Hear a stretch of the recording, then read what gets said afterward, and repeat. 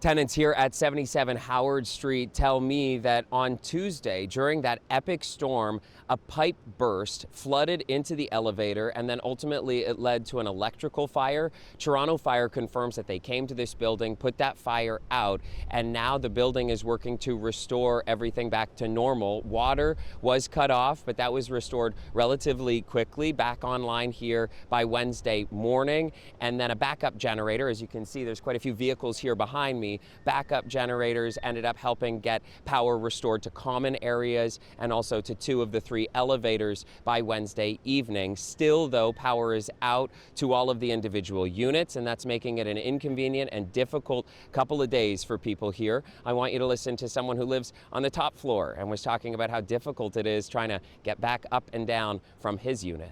People has to use washrooms, and I actually have to personally take some 15-16 liters to the 25th floor. I live in the top floor, so I have to climb all the stairway up, but still there's no electricity within the apartment, so cooking is non-negotiable, and but they are actually giving us food.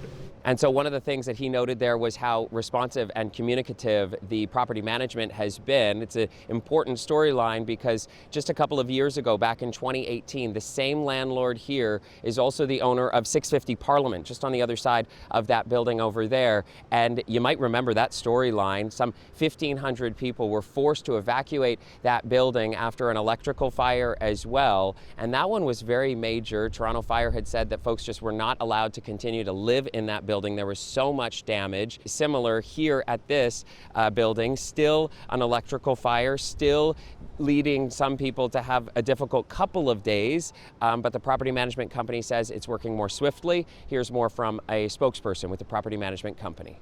We brought external generators on site almost immediately, and very quickly we're able to return water service to the building, which is obviously critical.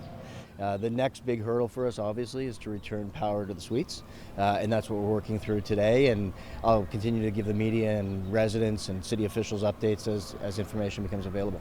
Okay, so no evacuation notice issued here, and certainly not the same degree of a fire, but still the property management company is saying that there was extensive damage to that electrical system, and they say that it will take some time to get that back up and running, and an investigation is ongoing into exactly what caused it. They don't want to make any conclusions before that investigation is complete, but here is another tenant who lives on the 11th floor talking about his perspective. There's nothing to investigate. There's literally, we heard the noise, everyone heard the noise.